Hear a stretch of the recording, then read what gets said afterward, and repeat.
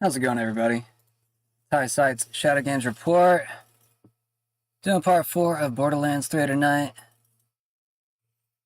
I was actually wanting to play 2 or 3 other different games tonight, and they're either not working or they need an update.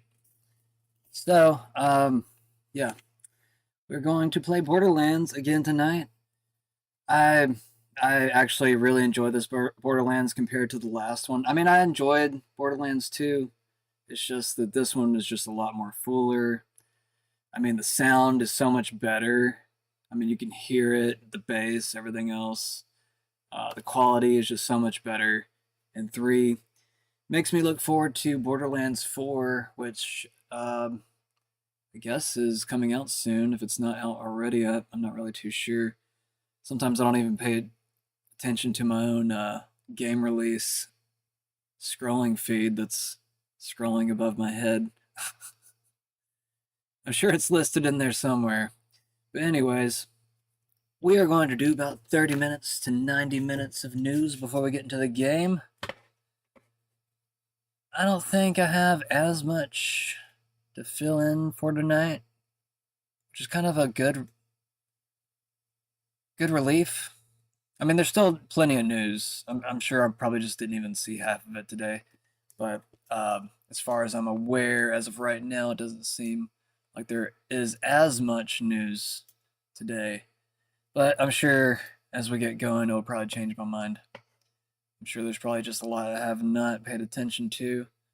Plus, I feel like sometimes I do become desensitized just because I am constantly exposed to this crap. ABC suspends Jimmy Kimmel Live indefinitely after Charlie Kirk remarks. Trump finishes second UK state visit with King Charles.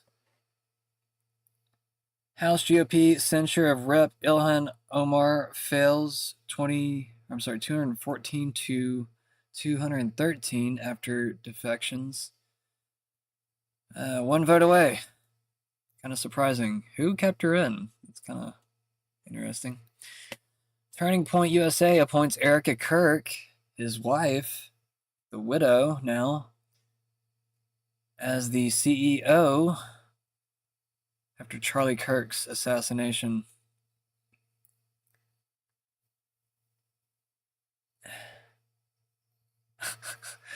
I'm thinking how I want to lace my opinion with that, but maybe I shouldn't do that right now because I guess everybody's opinion is kind of differing on the whole assassination thing, and I don't want to sound insensitive just for, I don't know, having a different opinion about everything, in which, I reserve the right to be wrong. I think we all have the right to be wrong, as long as we're not trying to be wrong. You see what I'm saying? It's like you can be wrong as long as you're trying to be right. But obviously, a lot of people would be like, okay, well, you shouldn't try to be wrong. It's like, well, obviously, no one tries to be wrong. But I just think that whatever we're being told is obviously something completely different. Just due to the fact there is such a contradicting narrative, and I just think that there would be so much more of a blood trail if it is the actual round that they actually say it is. They say it's like a 30-06. I don't know if that's changed by now.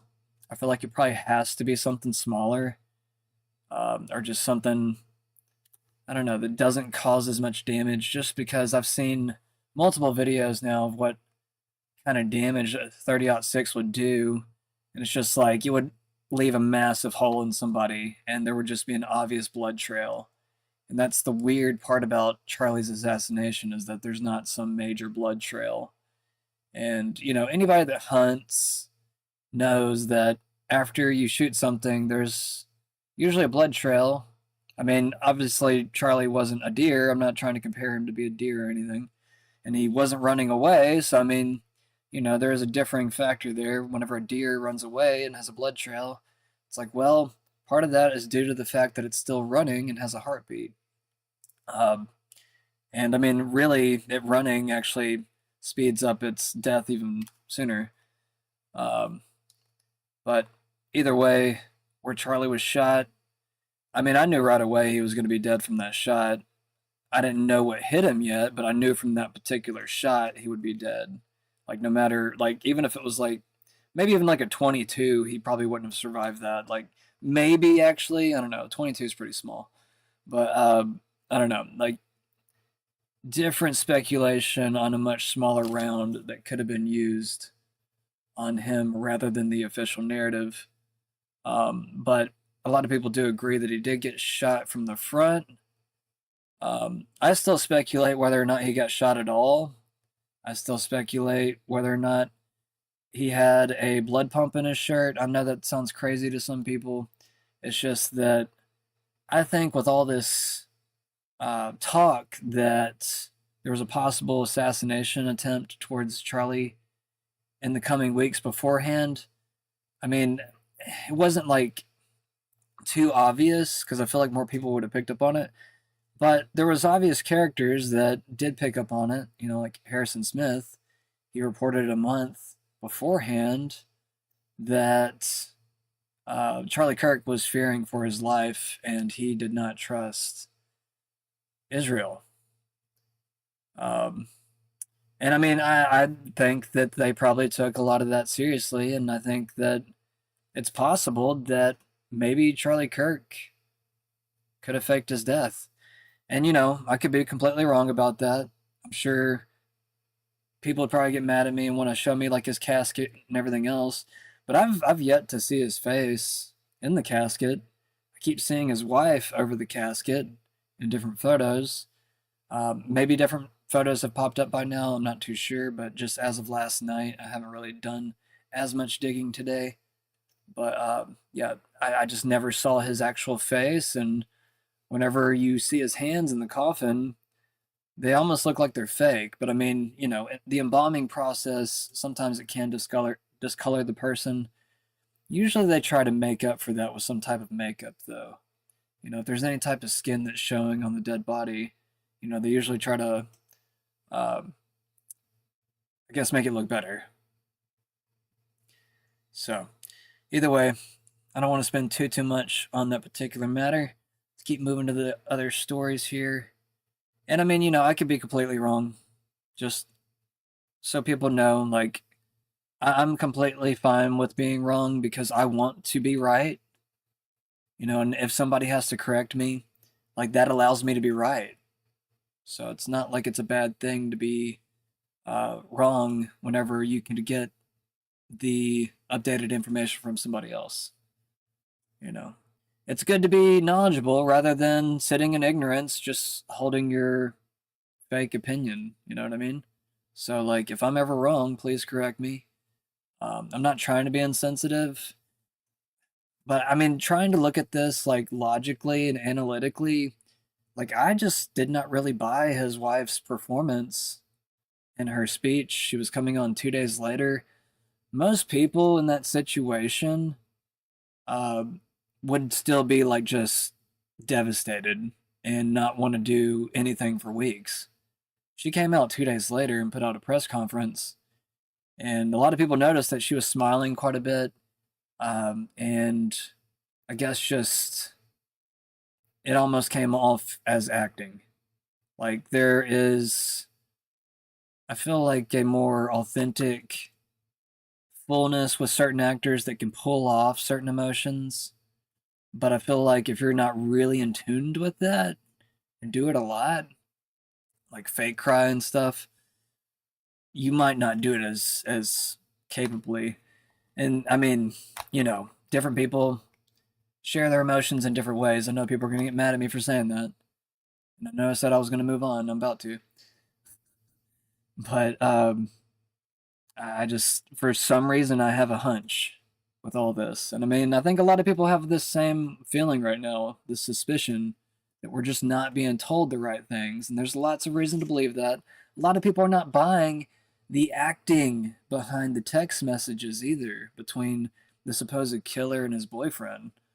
Um, I mean, they just seem like something a Fed would say. And I have a video for that, you know, coming up. Tlaib accuses Republicans of fascist takeover in House oversight clash. That's not surprising from her. CDC panel votes to push back MMRV vaccine recommendation to 4 years old. Hyundai announces plans to bring 3,000 new jobs to Southeast Georgia with $2.7 billion expansion. $2.7 billion expansion. Texas A&M President Mark Welsh to step down following political backlash. 16-year-old student accused of threat at Queens High School arrested after gun found in backpack. Harvard Business School graduate arrested on charges he cheated fellow alums over his $4 million. Over $4 million, okay. Jon Stewart to host The Daily Show in rare midweek appearance a day after Kimmel's suspension. I thought he came back, didn't he? Like, I thought he came back to replace what's-his-face.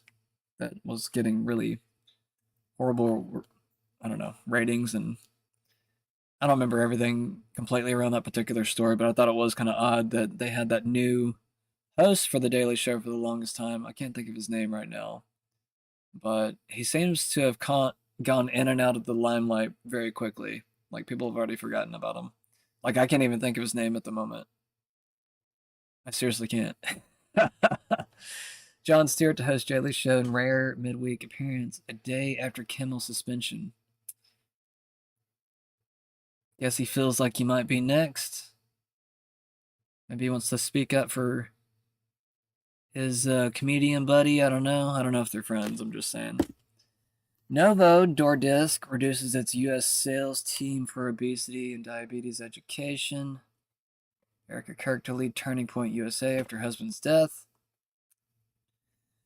Trump administration asks Supreme Court to allow firing of Fed Governor Lisa Cook. I also don't think that his wife would allow Ben Shapiro and all these other people to host this show if, I don't know, if she felt the same way that Charlie did towards, I guess, him asking Ben certain questions. A lot of people were kind of like questioning Ben's reaction to Kirk's questions. I think it was like a month or so ago that he asked them, maybe a few weeks ago. It's already been a week since he died, so yeah, I mean, if he really did die, like, you know, God bless his family and God bless everyone around him. But I guess at the same time, I have my own opinions, and I just don't think that a lot of this seems real. And I said that at the very beginning of the show. You know, if he had some massive bullet hole in his neck, he would have a massive blood trail. You know, we saw the blood splatter, like, out of his neck, you know, as long as that was real. But what makes me think that it was a blood pump is that, well, blood pumps run out, and they kind of run out pretty quickly. One thing that's interesting that's not really talked about too much is that the fact he didn't have a medical team on site. He wasn't being put into an ambulance. He was being put into a SUV, of all things, which is just strange. Hopefully it was a flatback SUV, because, I mean, like, if they seriously thought he was alive carrying him like that, you know, how far did they really expect to get him in the SUV? Like, to be able to survive. Maybe they have some type of special tourniquets for, like, your neck or something. Maybe they have some type of sponge, some type of super absorbent thing that allows the blood to be soaked up so it doesn't drip everywhere. But do you really think anybody had, like, I mean, just going off the videos alone, do you really think they had a lot around them on hand? And especially how fast they tried to carry out his body? I mean, it was just very, very suspicious, just everything about it. Anyways, not to linger. Every time I see Erica Kirk now, I'm just like, you know, I feel like I have to kind of touch on it. I just don't think that she would have allowed Ben Shapiro to, and his crew to host his show if she, I don't know, was just seeing a lot of the same stuff that we are. She'd probably be asking a lot of the same questions we are, but um, I don't know. I mean, I talked about a few nights ago that I think that he's probably on witness protection. He had to go into hiding because maybe there was some real talk in the background that Israel was going after him. And, that's all alleged stuff. There's plenty of other spectators out there that are saying the same thing when it comes to the possibility that, Israel was thinking about doing something, or, possibly mad about Charlie Kirk not accepting their money. Benjamin Netanyahu offered him like $150 million and he turned it down, which is just crazy. It's just like, it's a lot of money to turn down. Honestly, bro, like, if you could throw a dog a bone, like, I'll just take $1 million. Just 1 million. Like, you can keep the other millions that you get. Like, sometimes I think about that too. Sometimes I'm like, dude, they're giving away billions of dollars to different countries overseas and everything else. It's like, just imagine if $1 billion was just, spread out amongst, I don't know, 50,000 people. You would have tons of different millionaires and they could probably give out more money to other people around them if they wanted to. I mean, we could really have a beautiful society if they just like gave people money. I mean, it's just a lot of the time they won't follow through. I mean, Trump is the only president that has ever given away money like he has that I'm aware of. I mean, correct me if I'm wrong, but the stimulus checks. Supposedly, we're supposed to get tariff rebates in the next few weeks or so. I don't know. I mean, actually, I don't even know when that's supposed to happen. It doesn't even seem like it's going to happen this year because, well, they talked about it in July and it's already middle of September. So, I've not heard a thing since. Trump administration asked Supreme Court to allow firing of Fed Governor Lisa Cook. Yet, I heard that they reinstated her, but maybe they're still going back and forth. So now Trump's going to the Supreme Court. Interesting. Huh. Trump says he thought war in Ukraine would be easy to solve, but Putin really let him down.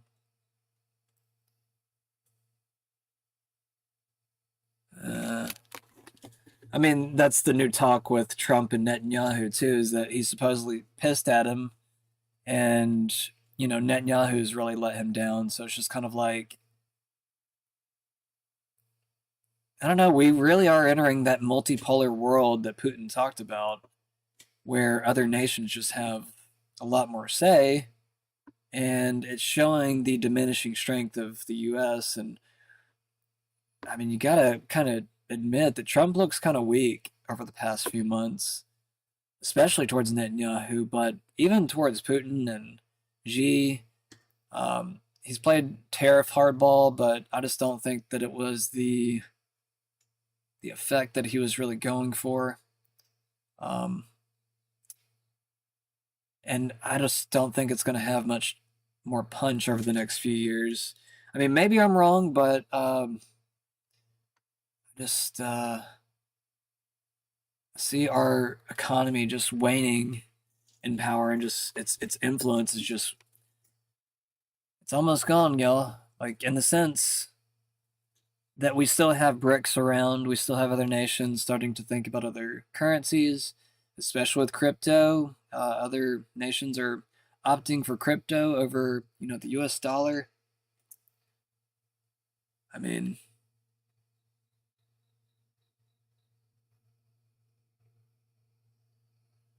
I don't know. We're at that weird point where just something has to happen.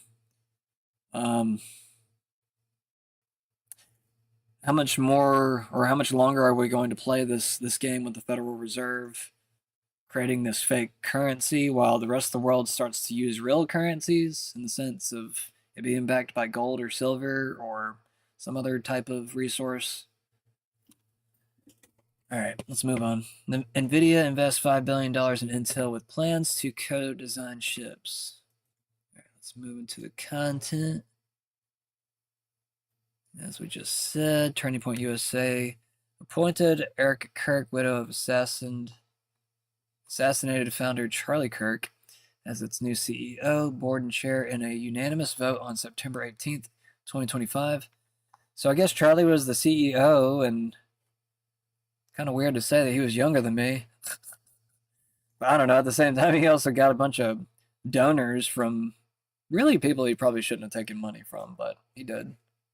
It allowed him to grow and influence, so I respect him for that. I just don't. I'm just not that person that sells out. But I guess at the same time,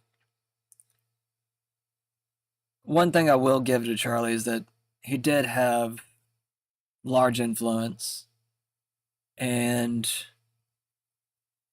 I think he did some good things with that influence, trying to convert some of the colleges back to traditional values. I mean, I'm not saying all conservative values are the best, but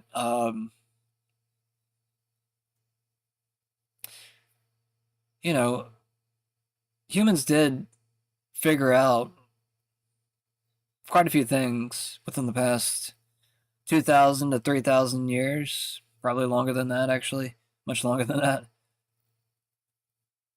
I mean, you gotta respect what we were capable of finding during that time. We've also found out a lot within the past 100 years. Anyways, lingering my thoughts now. Let's move on. Holy crap, Kash Patel shuts down Dick Durbin for insulting Kash and Dan Bongino. Did I don't think I played this video yesterday. I wanted to, but I was already starting the game.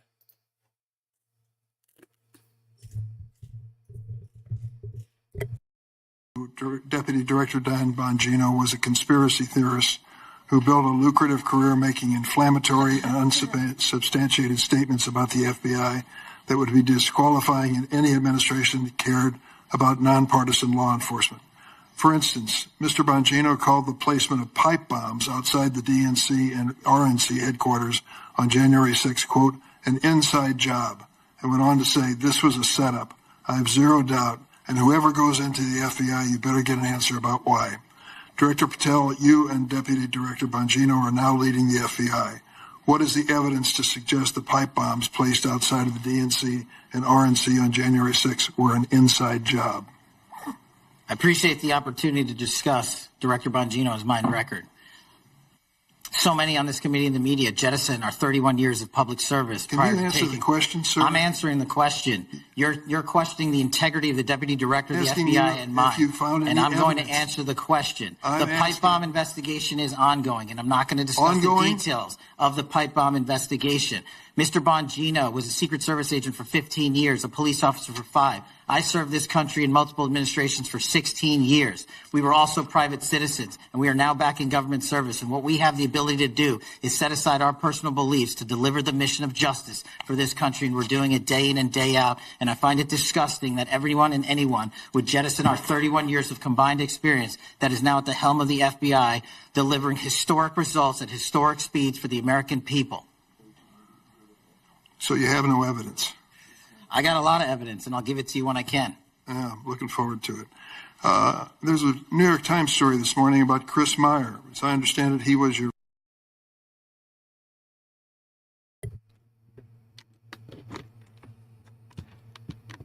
Some are starting to speculate that Kash is back now.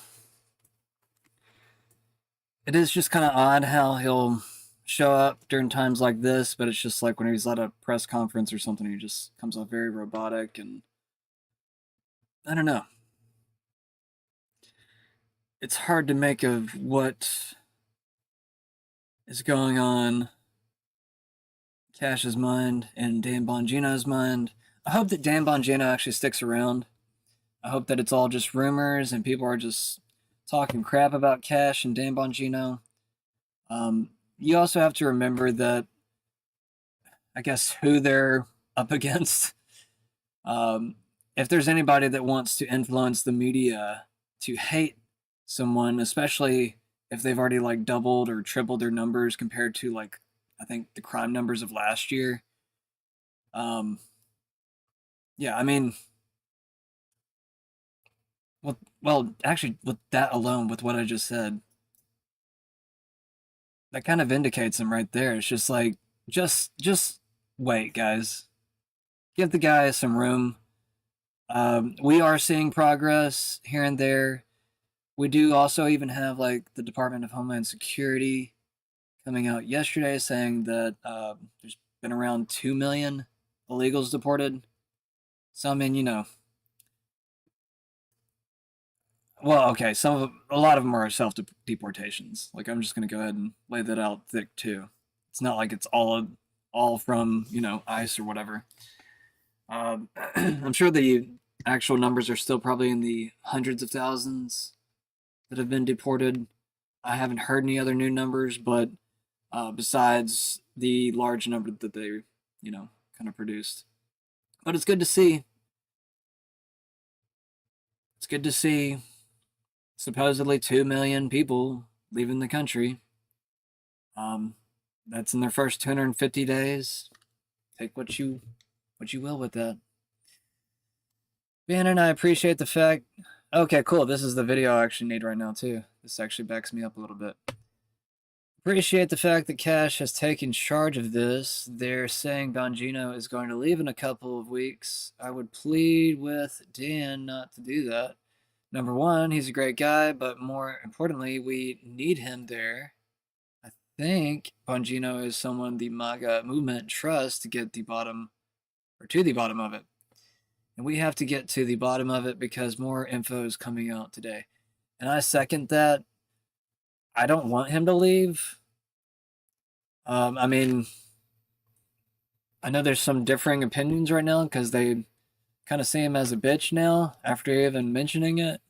But, like what I just said, maybe people were making this shit up. He hasn't left yet. And it would also just be really nice to see Kyle Seraphin being wrong. Like, I'm not going to lie. He made a prediction a few weeks ago that I think he was saying like within like 60 days, Dan Bongino is going to be gone.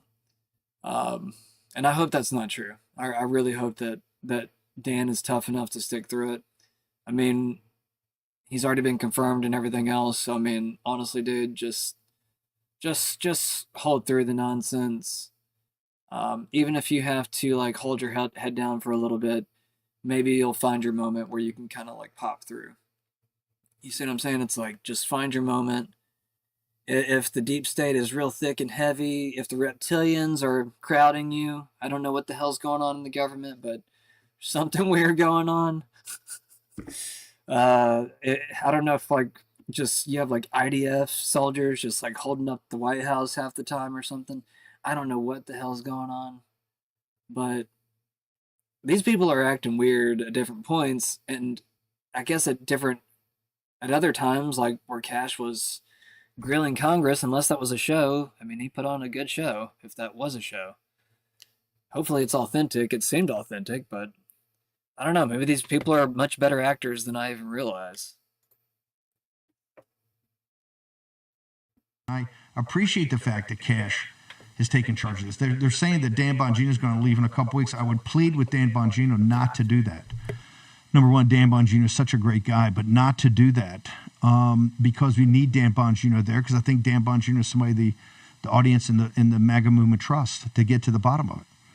And we have to get to the bottom of it because more information is coming out today, and, we just cannot have – I'm not saying somebody else had a shot. I'm not saying that there was another angle to a shot. I'm not saying somebody behind him shot it. I'm not saying any of that. What I'm saying is that it strains credulity given the videos that we've seen, the timeline that we have, the communication they had, the text messages they had, and the fact that nobody's rounded up, including with, I'm adamant, the parents ought to be rounded up.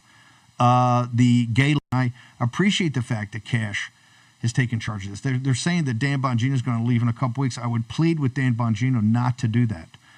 Number one, Dan Bongino is such a great guy, but not to do that because we need Dan Bongino there, because I think Dan Bongino is somebody the audience in the MAGA movement trusts to get to the bottom of it. And we have to get to the bottom of it because more information is coming out today, and, We just cannot have. I'm not saying somebody else had a shot. I'm not saying that there was another angle to a shot. I'm not saying somebody behind him shot it. I'm not saying any of that. What I'm saying is that it's. Did I play that twice? I might have played that twice. It was a shorter video. I didn't even know the gap.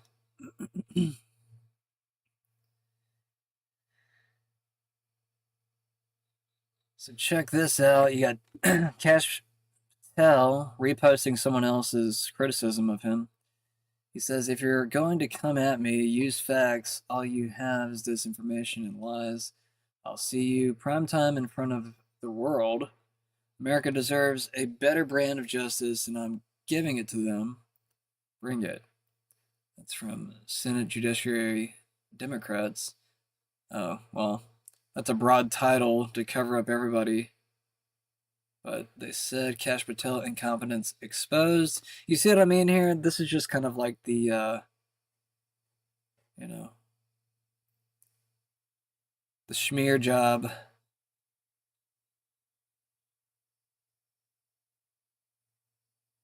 The inexperienced FBI director has purged 5,000 plus dedicated public servants from the FBI. Oh, good. Hell yeah. What's the actual number? I didn't even know it was that much. How many people work for the FBI? It's a good question. Good question. I'm not going to ask Grok right now. Grok, I don't know. Grok used to get more on my nerves, but Grok has actually been pretty good lately.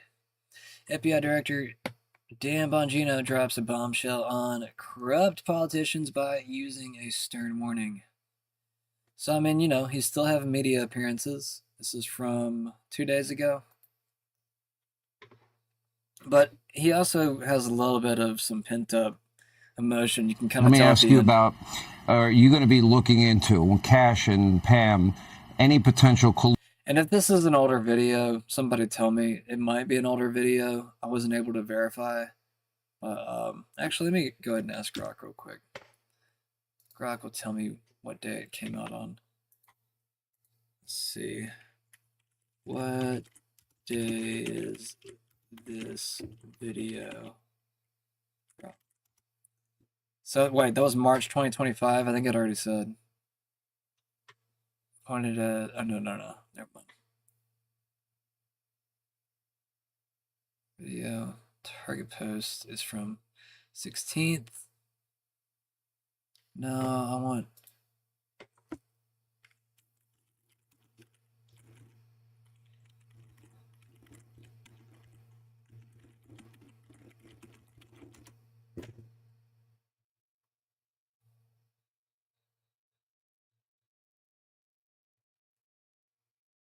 You got this, Grok.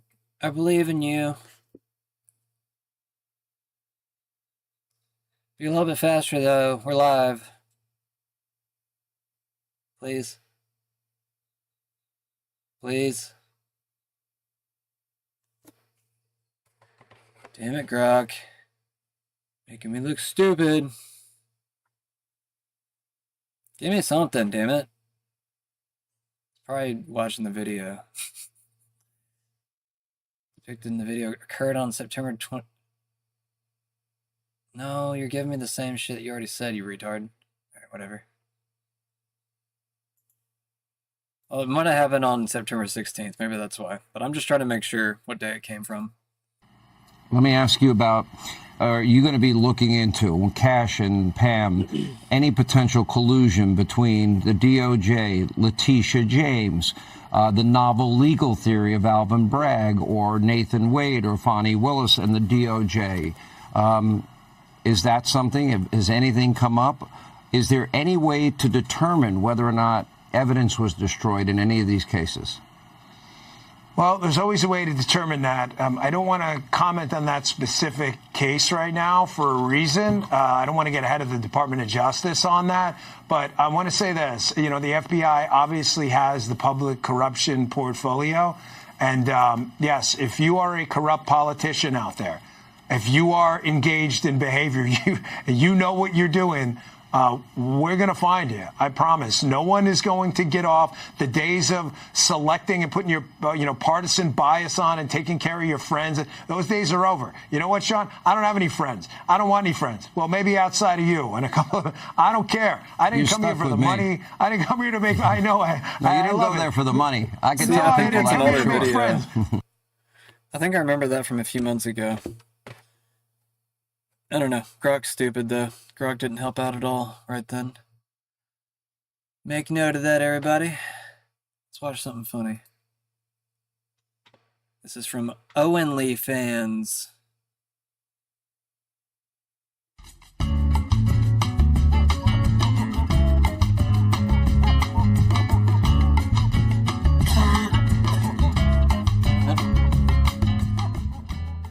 I just want to say this, I want to be clear.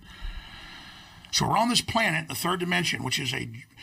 And I forgot who actually made the video, but yeah, that's who posted it. I just can't remember who actually made the video. It's an older video, though. Launch pad to all the other dimensions below and above. These wizards are taking... I'll start over.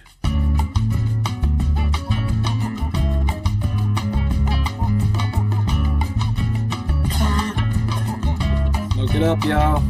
Just kidding. I just want to say this, I want to be clear. Kinda.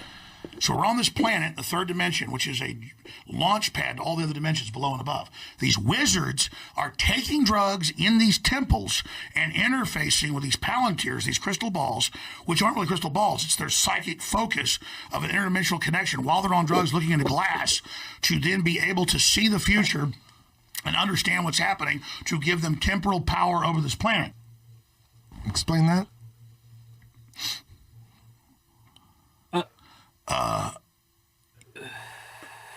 What was I talking about?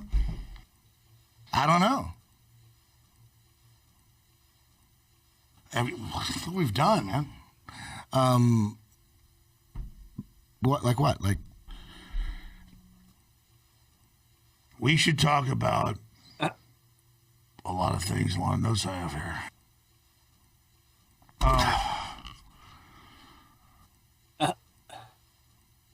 Tobacco was amazing, by the way. It's pretty good stuff. But I'm just... Can I have a little bit more tobacco? Yes, for sure. 100%. That's not tobacco.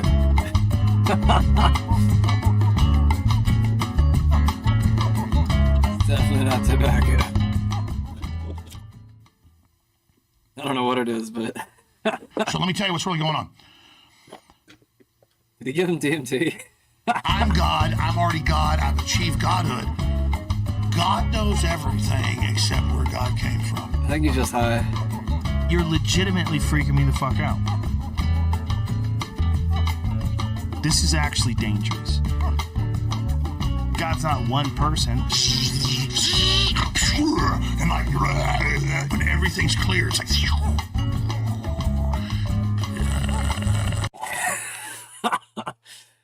I'm pretty sure that was just clipped out, but at the same time, damn, that's pretty good. All right, anyways, let's go to, we got some breakthrough technology from Honda. I'm actually kind of curious about this. Actually, I'm gonna grok it real quick. Let's just ask, is this a real technology? I'm going to go up here real quick. I'm actually getting ahead of this because I haven't shown you the video yet, but it's going to tell you in the video anyways, so. Honda has indeed been investing in hybrid and hydrogen fuel cell technologies with recent developments like the 2025 Civic Hybrid and new fuel cell systems, but these do not represent a complete shift away from electric vehicles.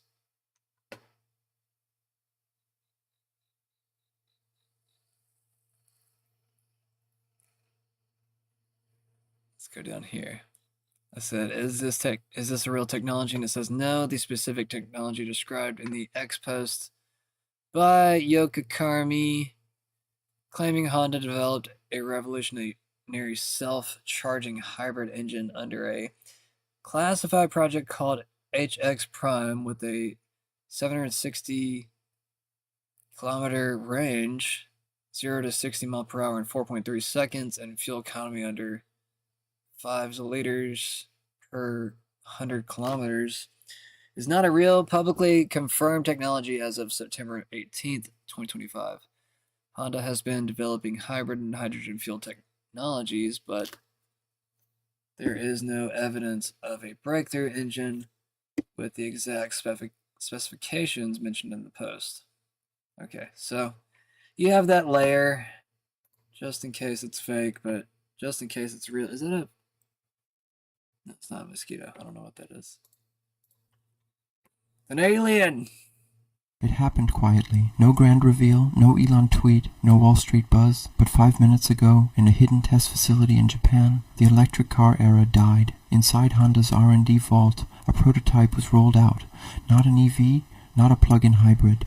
Something entirely new. A self-charging hybrid engine with zero range anxiety, zero dependency on the grid, zero lithium. It doesn't need a charger. It doesn't want one. You fuel it like a regular car, and it generates its own electric power while you drive. Let that sink in. The result? 760 kilometers range, 0 to 60 in 4.3 seconds. Fuel economy under 5L 100 km. And guess what? The entire engine costs less than a third of a standard EV powertrain. Panic spread fast. Tesla halted Cybertruck upgrades. Rivian shares dropped like a rock. Battery startups slashing staff. One insider whispered, "If this engine's real, we're done." And this isn't science fiction. Honda's been developing this since 2008 under a classified project called HX Prime. They buried it to avoid conflict with oil giants, battery lobbyists, and government contracts. Now, it's back, and it's everything the EV industry never wanted you to see. No rare earth metals, no cobalt, no lithium, no waiting 8 hours at a charger in freezing weather. You just drive. The engine captures heat, vibration, and motion, turning them into electricity in real time. The emissions? Practically vapor. The maintenance? 42% lower than traditional engines. This isn't a car. It's a revolution on wheels. And it's already disrupting global markets. The age of batteries is ending. The new king? Closed-loop hybrid autonomy. Because... I don't know, I just got an idea in my head.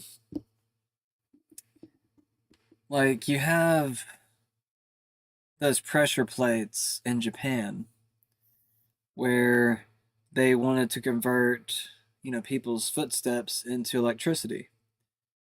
Well, why not put something like that on the shock, like the shocks or like the axle or something of the car, and it would actually pick up all of the vibrations and pressure from the road.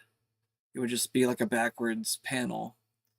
I mean, hell, like I just created an engine right there, to charge the battery or whatever is inside the car. These things are not hard to think up in your head, guys. When it comes to like trying to create some type of perpetual energy, or maybe even something that already uses the energy off of the environment, kind of like what I just said, like, charging the battery based off of, it hitting some bumps on the road or something like that. I mean, hell, it might even like give you a reason to kind of like want to go over some bumps. But at the same time, it's not hard to think of. And, like if there's wind power, obviously your car can take in some type of wind into the vehicle to turn some type of turbine and create some other, from the wind of the, just the wind of that's blowing against the car. The aerodynamics, like it catches the wind and, it already catches the wind at the front of the car anyways. Like we could design all these things pretty easily, guys. Like I just thought of 2 different ways to make your car renewable, like in the sense of constantly recharging your battery. And hell, we can put solar panels on top of the roof of our cars. And that would also charge the battery. I just thought of a third one. Like, these things are endless, guys. Like, it's not hard to think up. It's really not. Israel now says it doesn't need the U.S. anymore. We will see how far that get them. It's from Antonio Tweets. Breaking news, Israel has just said they do not need the U.S. and they can handle the Middle East on their own. Speaking hours ago, Netanyahu said, quote, "We need a detox from American security in the Middle East." He also went on to say this right here, that Israel may soon need to end their reliance on U.S. aid. If you didn't know, America's #1 aid recipient is Israel by far. He also said that from now on, they will not seek America's permission for war in the Middle East, especially with the Houthis in Yemen, and that he is done consulting Trump for what to do in Gaza. If you're wondering what that means, he re-announced today the blockade of food and water into the Gaza Strip with 2 million people. President Trump also canceled his visit to Israel and instead visiting Saudi Arabia, Qatar, and the UAE, which countries like Saudi Arabia don't even recognize Israel as a country. This is a 3-day Middle East trip. We were supposed to visit Israel, but that's not happening. Trump has said he will not let Israel drag the United States into a war, and instead will be seeking peace with countries in the Middle East, with or without Israel's permission. Nice.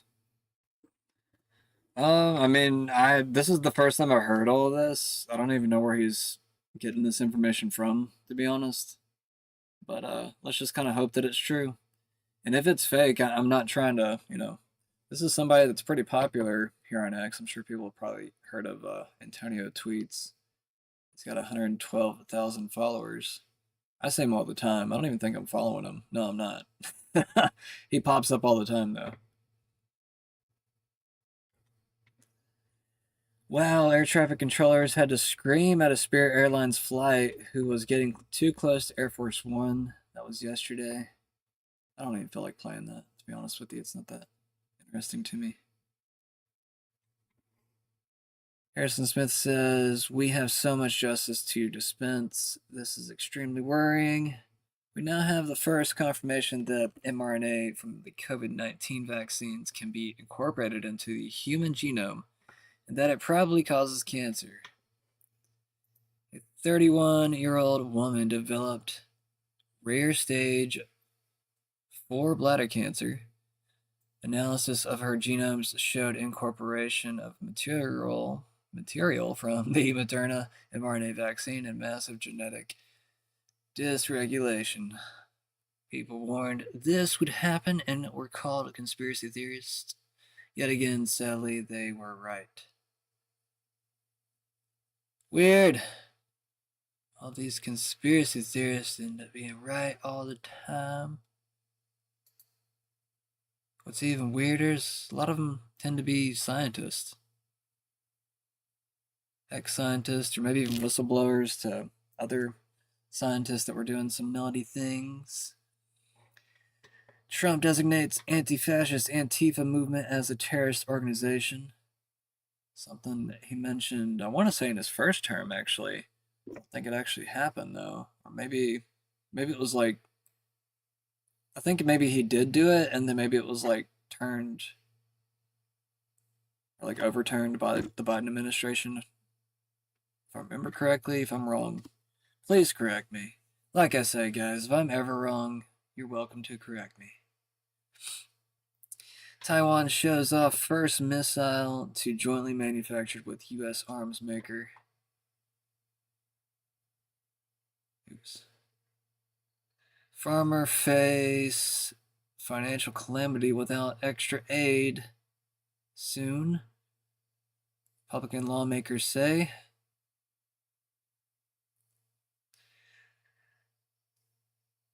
Another one from Harrison H. Smith. About damn time. Thank you, Trump. Brandon Murillo says, breaking news. President Trump has designated Antifa as a terrorist organization. That was also from yesterday. Why did I just say Thai? Scientists are using Wi-Fi signals like a camera. They can see into your home undetected if they wanted. That's right, kids. They can see all your dirty activities all through your Wi-Fi. They can see every weird position in your seat, every weird twitch that you make. They be watching you.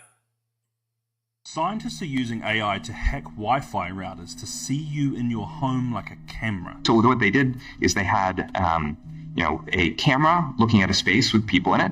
That's sort of like coming in from one eye. The other eye is the radio signals, so sonar from the Wi-Fi router. And they just learned to predict, like, this is where the human beings are. Then they took away the camera. So all the AI had was the language of radio signals bouncing around a room. And this is what they're able to reconstruct. Real-time 3D pose estimation, right? So suddenly AI has turned every Wi-Fi router into a camera that can work in the dark, specially tuned for tracking living beings. No real cameras, no microphones required, just the invisible waves bouncing around your house right now, watching you breathe, move, and even sleep. And the scariest part, you wouldn't even know it's happening. Wi-Fi Turn off your routers don't Wi-Fi just at send out night. internet, they send out radio waves that bounce off everything in your house. Your walls, furniture, your own body. Every time you move, even just slightly, those waves change. They bend, scatter, and reflect differently. And now AI can read that change and that chaos like a book. Thanks to breakthroughs in machine learning, scientists have trained models to analyze these patterns and reconstruct your physical movement, your position, your posture, using nothing but Wi-Fi data. This isn't a conspiracy theory, this is peer-reviewed science. MIT created a system called RF Pose, which can track people through walls. Carnegie Mellon University used 2 off-the-shelf routers to create silhouette images of people moving in a room. Other researchers show this can be done with an almost 100% accuracy. Again, no camera needed, just your Wi-Fi. This is the kind of thing that just decades ago was military grade. Now it's just software and some smart routers. Of course, publicly the narrative is a little different. Researchers say that this tech could be used for elderly care, detecting falls or health emergencies, which it could be, to be fair. Sleep monitoring, tracking breathing patterns or movement, both of which it can do. And security systems, spotting intruders even if the cameras are off. But here's the big catch with this, you wouldn't know it's happening. And that's where things get dicey. This tech doesn't need your permission. It doesn't need a camera lens or a microphone, just a Wi-Fi signal and someone with the right software. Imagine a world where your landlord can track when you're home, or a hacker can watch your movements through your own walls. Or worse, governments use it for passive surveillance, saying, hey, we didn't record anything. We know that's not far off. In fact, patents from big tech companies have already hinted at using Wi-Fi for non-contact monitoring and surveillance programs. They love anything that leaves no trace, and if they're patenting it, you know they plan on using it. So how do you stop it? Honestly, you can't. Not easily. The only way would be to completely shut off your Wi-Fi, or wrap your house in a Faraday cage, and let's be real, that's not happening. We're heading into a future where every signal is a sensor. Where your internet doesn't connect you, it watches you. This is the kind of tech that changes the rules. It blurs the line between convenience Makes you wonder about 5G. and control, between connection and surveillance. So what will you do? Switch off the internet, go dark, or just allow this to happen? I mean, it kind of makes you wonder about 5G. 6G, and anything beyond that. I mean, what kind of world are we going into where there's just a signal everywhere? And if it can pick up every little signal, then that means that they could probably see just about anything. I mean, I'm not saying that's true or that's possible, but it's probably not out of the realm of science fiction.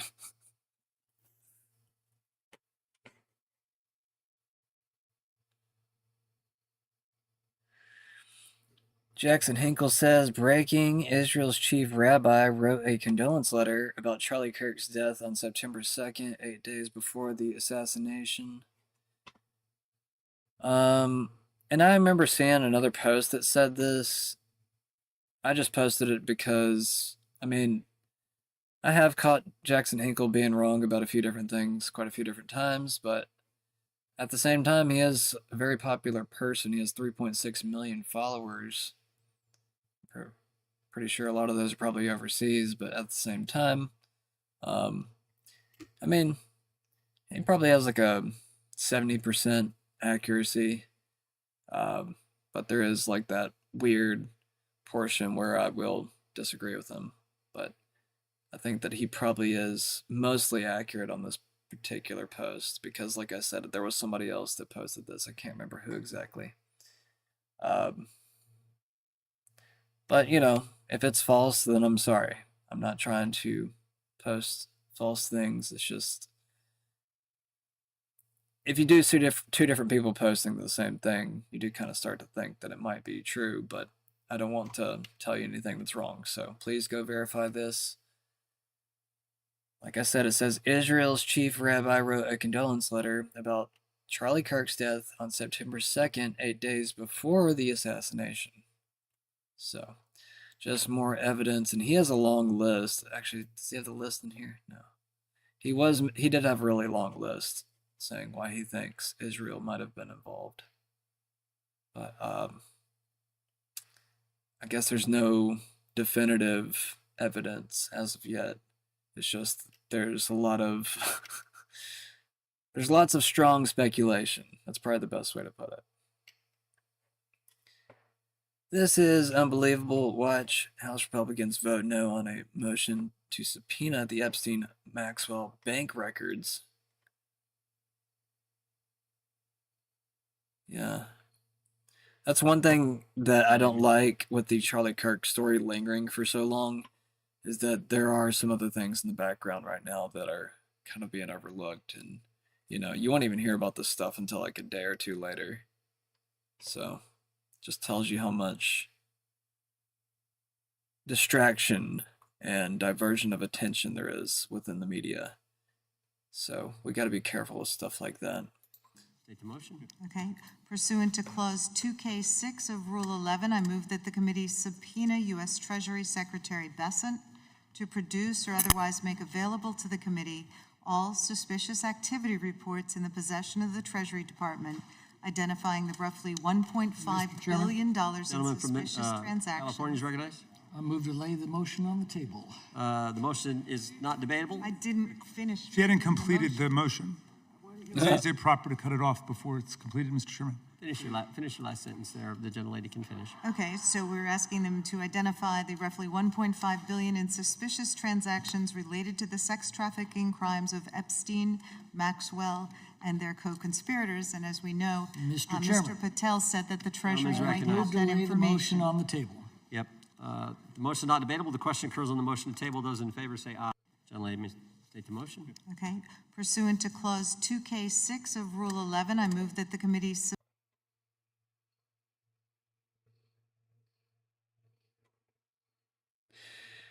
If you look at history, you'll find out that Israel created Hamas. From Ron Paul, 2009. Does he say that specifically? We'll have to see.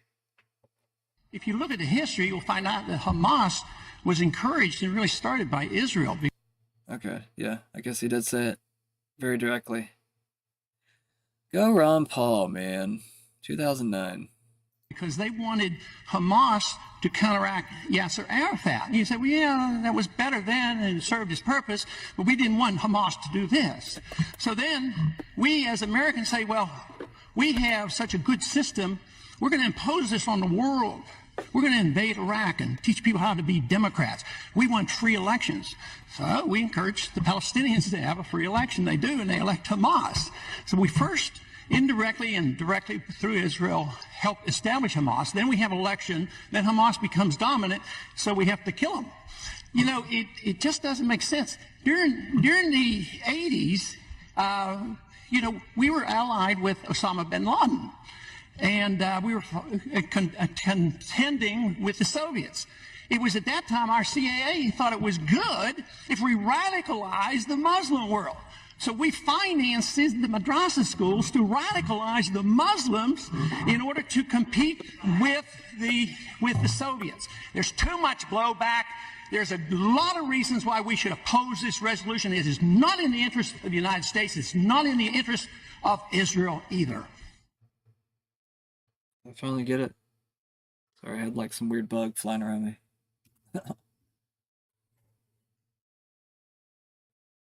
Vietnam erases 86 million bank accounts of non-compliant citizens who refuse digital ID. Who's that from? Great Reset in Motion. Who's this from, though? People's Voice Community. I don't know who that is.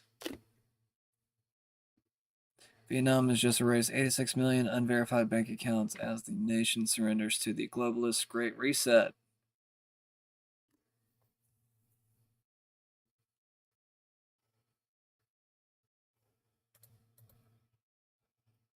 Did they keep their communist government? I can't remember. I feel like that's one of the countries I don't pay attention to enough. I mean, hell, we get like half our shit from Vietnam, so at least a lot of clothing and stuff. Me trying to live my life.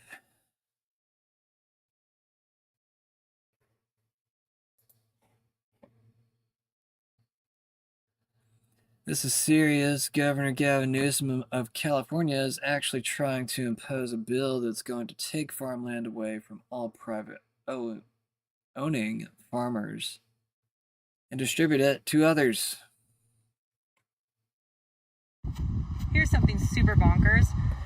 Governor Gavin Newsom of California is actually trying to impose a bill that's going to take farmland away from all private owning farmers and distribute it to others.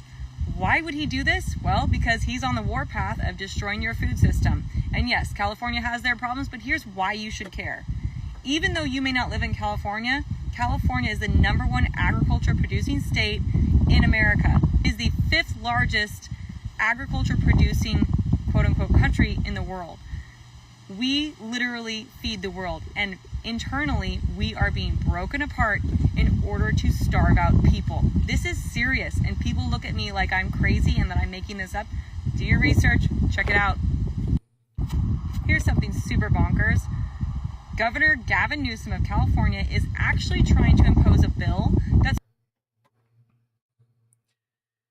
General Mike Flynn says Americans should be asking why we even need a Federal Reserve any longer. That's from yesterday.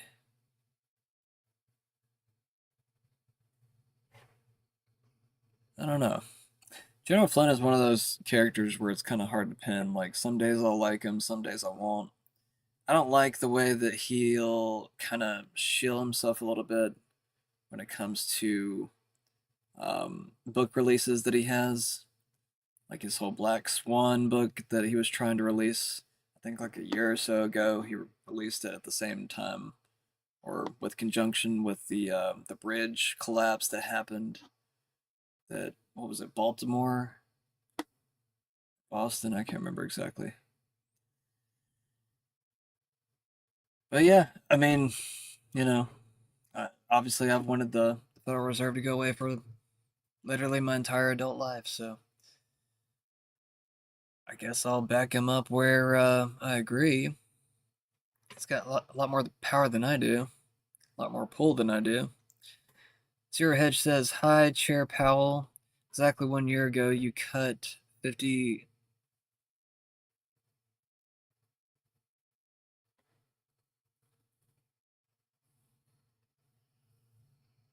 points when the unemployment rate was lower. Payrolls were, oh yeah, it was only 25. The unemployment rate was lower, payrolls were in the triple digits, and inflation was higher. Why not now?" Yeah, that's what I was thinking too. I was thinking to myself, I was like, it seems like it was lower than last year. Interesting.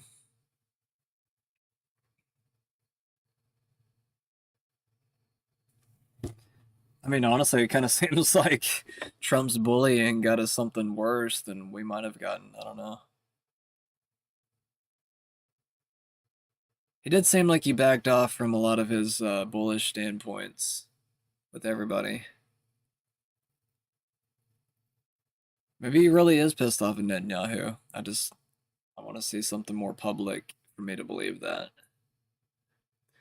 John Mike Flynn says the globalists killed Charlie Kirk and they have names. See below. Oh yeah, this is the long ass post. I'm not reading all that. It's on my page if y'all want to go read it.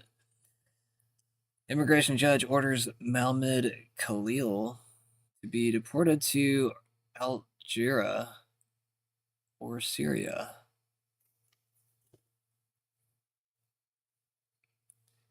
Lebanon John says this is a real mural in Israel.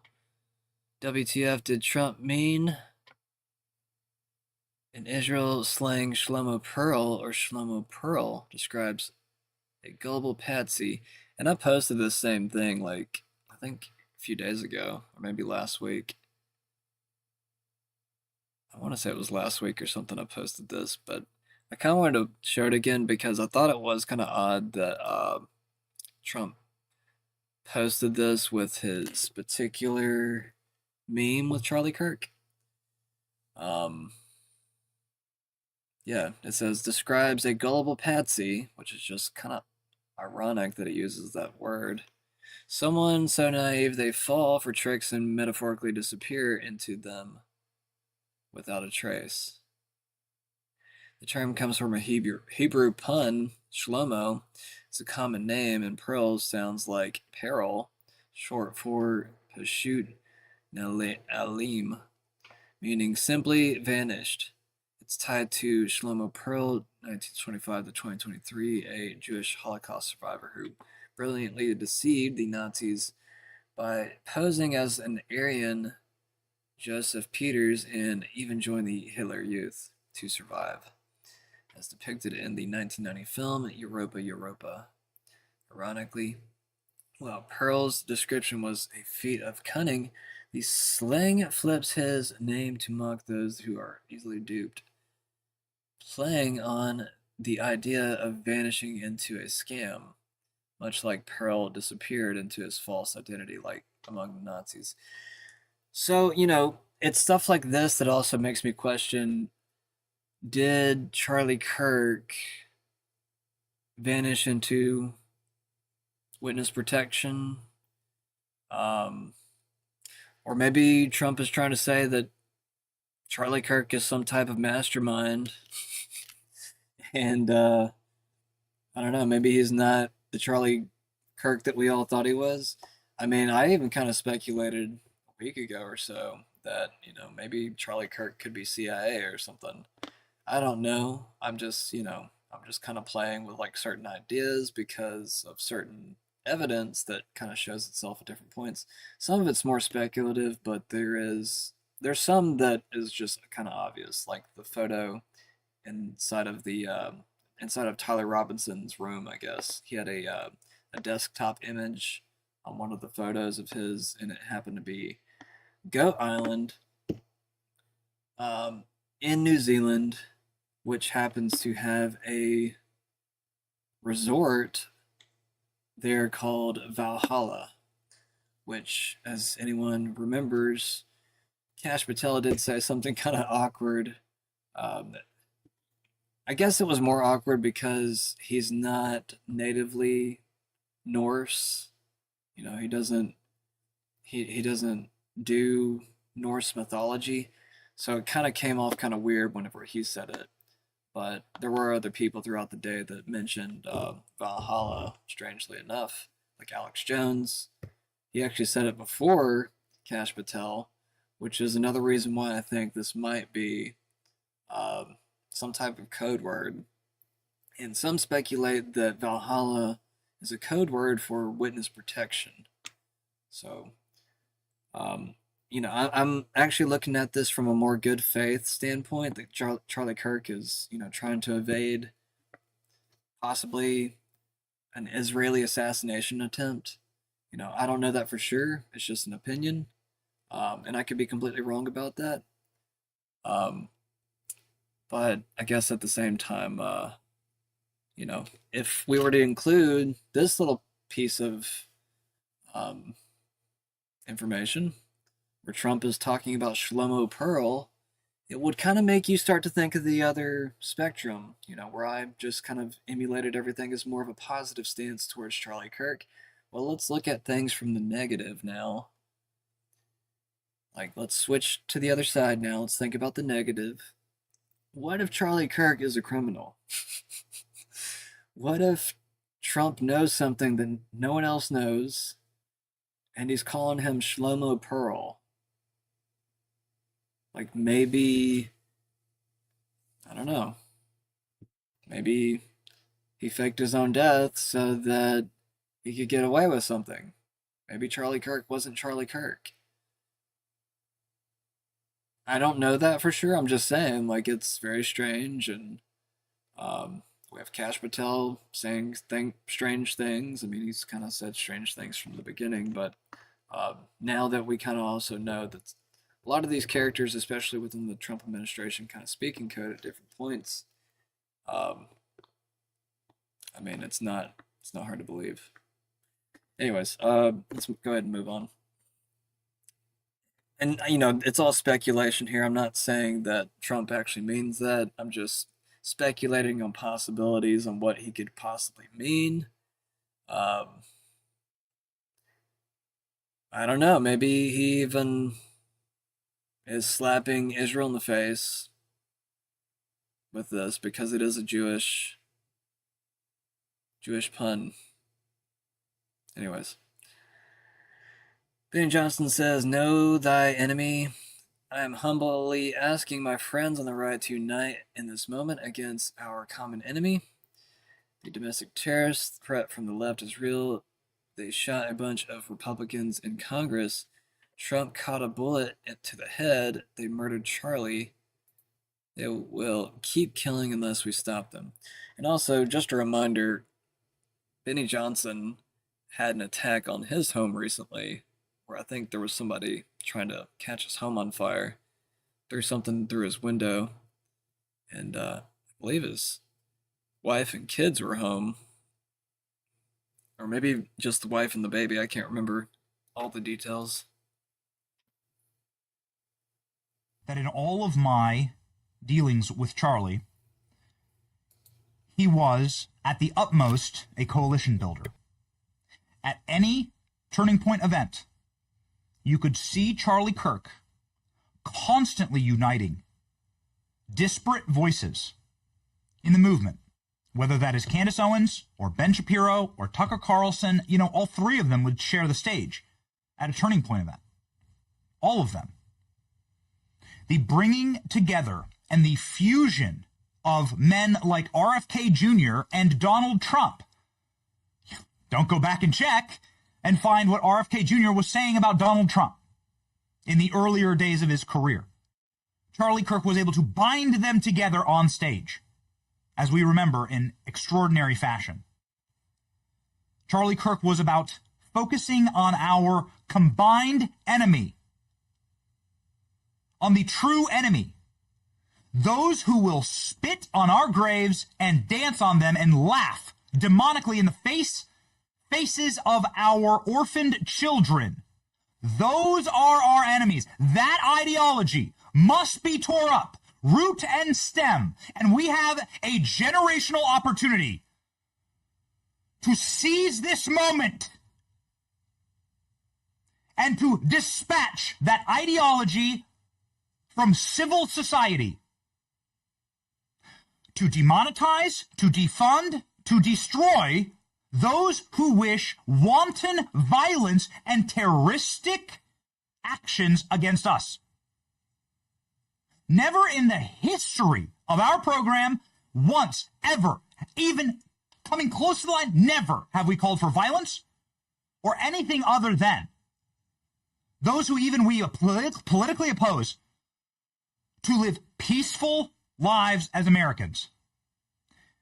I can disagree with you.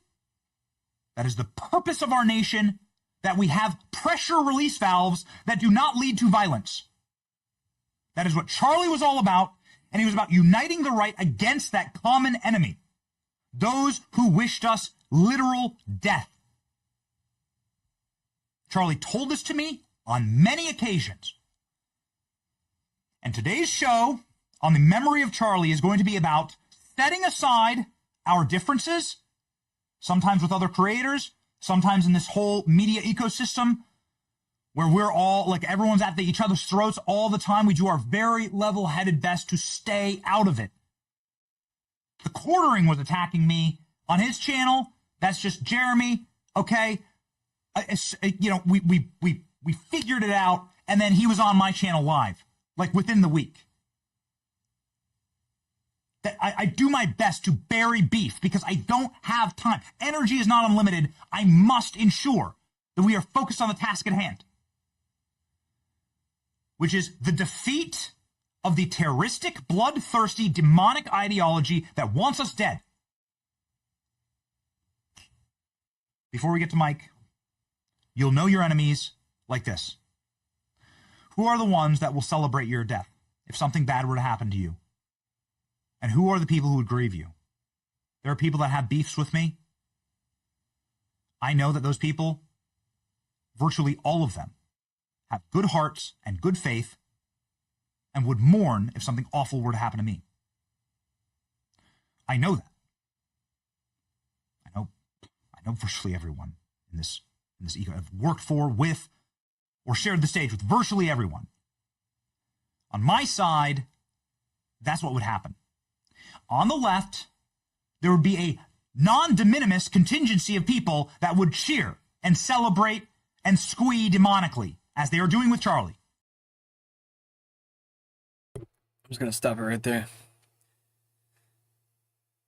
The FCC chairman is threatening immediate action against Jimmy Kimmel, ABC, and Disney for deliberately misleading the public by claiming Charlie Kirk's assassin was a MAGA conservative. When you look at the conduct that has taken place by Jimmy Kimmel, it appears to be some of the sickest conduct possible. As you've indicated, there are avenues here for the FCC, so there are some ways in which I need to be a little bit careful, because we could be called ultimately to be a judge on some of these claims that come up. But I don't think this is an isolated incident. I mean, you go back to Representative Swalwell, and he had a tweet out last week where he was saying that, emphasizing that Charlie Kirk's killer was a straight white male from a Republican family that voted for Donald Trump. In some quarters, there's a very concerted effort to try to lie to the American people about the nature, as you indicated, of one of the most significant newsworthy public interest acts that we've seen in a long time. And what appears to be an action by Jimmy Kimmel to play into that narrative that this was somehow a MAGA or Republican motivated person. If that's what happened here with his conduct, that is really, really sick. And I've been very clear from the moment that I have become chairman of the FCC. I want to reinvigorate the public interest. And what people don't understand is that the broadcasters, and you've gotten this right, are entirely different than people that use other forms of communication. They have a license granted by us at the FCC, and that comes with it an obligation to operate in the public interest. And we can get into some ways that we've been trying to reinvigorate the public interest and some changes that we've seen. But frankly, when you see stuff like this, I mean, look, we can do this the easy way or the hard way. These companies can find ways to change conduct, to take action, frankly, on Kimmel, or there's going to be additional work for the FCC ahead. What kind of action would you see? I, at the very least, would like to have an on-air apology from Jimmy Kimmel to the Kirk family, to all of those who he slandered, because he did say that Charlie Kirk, he is effectively saying that our movement did this. Our movement killed Charlie, that Charlie was deserving of this, effectively. And we've seen that rear its head. This happens quite regularly, actually, on MSNBC and on other networks, where they're trying to victim blame. And what that does, Mr. Chairman, respectfully, is continues the lie and continues the threat level to say effectively that we have no share in this problem at all. On the left. This is a clear-cut case. What would you like to see done at ABC? Well, look, I think what you said there strikes me as a very reasonable, minimal step that can be taken. I mean, obviously, look, there's calls for Kimmel to be fired. I think, you could certainly see a path forward for suspension over this. And again, the FCC is going to have remedies that we could look at. And again, we may ultimately be called to be a judge on that. But this also strikes me as sort of conduct that to some extent shows some sort of desperate irrelevance. I mean, we're sort of exiting an era where the three main legacy broadcast networks could control and dictate the narrative to the American people. And one of the things that President Trump did when he ran for office, he ran directly at that legacy media establishment. And he smashed the facade that they get to control what we say, what we think, the narrative around events. And we're seeing a lot of consequences that are flowing from President Trump doing that. I mean, look, NPR has been defunded. PBS has been defunded. Colbert is retiring. Joy Reid is out at MSNBC. Terry Moran has gone from ABC and so now admitting that they are biased. CBS has now made some commitments to us that they're going to return to more fact-based journalism. And so I think you see some lashing out from people like Kimmel, who are frankly talentless and are looking for ways to get attention. But, their grip on the narrative is slipping. That doesn't mean that it's still not, important to hold them to the public interest standard. That's what we're going to have to do. So we did elucidate and enumerate a number of statutes that could be used against ABC. If you would, Mr. Chairman, would you just explain for us what broadcasting in the public interest means? I don't think most people understand actually the depth of how important it is that ABC, NBC, CBS have these gratuitous broadcast privileges granted to them by the American taxpayer.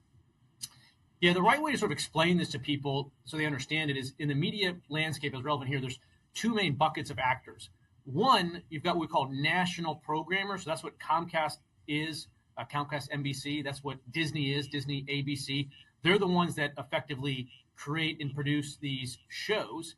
They then provide those shows to individually licensed TV stations. And those TV stations are in the main owned by independent companies, independent from Comcast and Disney. But Disney and Comcast both own some televisions themselves. So start from the idea that you have national programmers that create the show, including the Kimmel Show, and then they're given to and distributed over licensed TV stations. It's the licensed TV stations that have the public interest standard, including those TV stations that Comcast and Disney own. So FCC regulatory action focuses on those individual stations.